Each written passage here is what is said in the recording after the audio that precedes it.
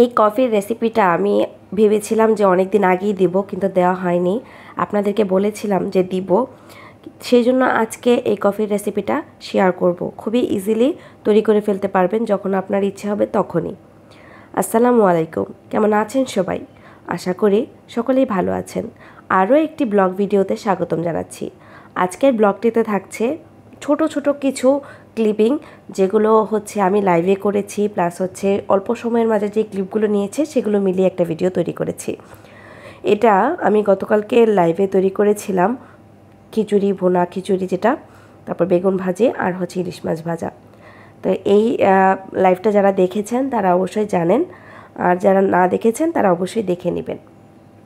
অসাধারণ হয়েছিল, কিন্তু খিচুড়িটা ঝরঝরে হয়েছিল, প্লাস খেতেও কিন্তু অসাধারণ হয়েছিল।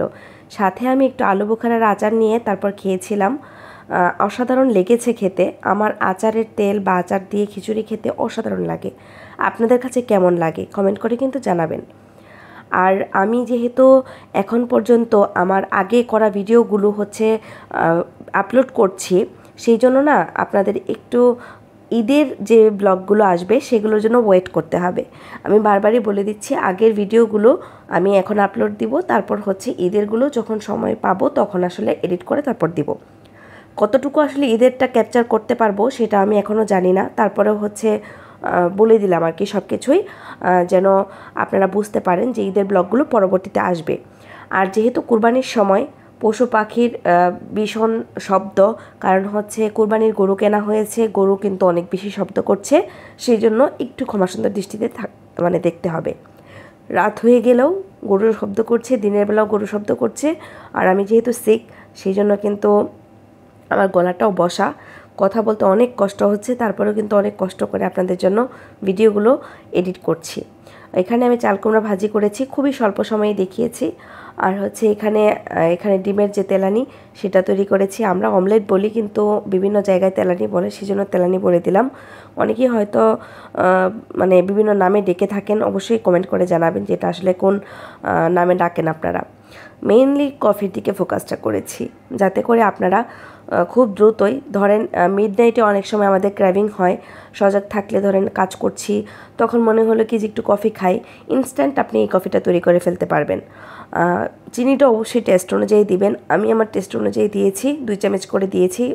আর দুধ দিয়েছি, প্রথমে 2 চামচ করে দুধ দিয়েছি, পরে আবারও দিয়েছি। অফ ক্যামেরায় দেওয়া হয়েছে তো সেই জন্য আসলে দেখানো হয়নি। দুধের পরিমাণটা কফিতে যত বেশি দিবেন টেস্টটা তত ভালো আসবে, সেটা বলার কোনো অপেক্ষা রাখে না। সবাই কিন্তু আমরা কফি বানাতে জানি, তারপর আমি দেখালাম ইনস্ট্যান্ট কিছু ব্যাচেলার আপু ভাইয়াদের জন্য কাজে লাগবে। নিউ যারা সংসার শুরু করেছেন, নতুন বউ, কাজ করতে পারেন না, সংসারে কখনো ঢুকেননি, রান্না কখনো করেননি, কফিটা পর্যন্ত বানাতে জানেন না, তার জন্য কাজে লাগবে। তো এখানে আমি কফির পাউডার দিয়েছি 1 চা চামচ পরিমাণে। আপনারাও অবশ্যই আপনাদের যে কফি মাগটাতে তৈরি করবেন সেই মাগটা কতটুকু বড় তার উপর আন্দাজ করে দিবেন, বা কতটুকু খাবেন তার উপর আন্দাজ করে দিবেন।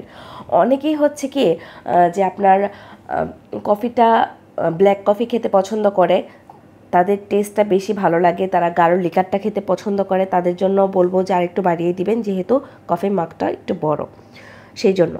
তো আমি কিন্তু মানে গরম পানিটা ব্যবহার করিনি, প্রথমে কিন্তু যে শুকনো উপকরণগুলো আছে চামচের সাহায্যে ভালোভাবে মিক্স করে নিয়েছি, তারপর ওভেনে দিয়ে দিয়েছি 1 মিনিটের জন্য। 1 মিনিট দিলেই এনাফ, আর বেশি লাগে না আসলে।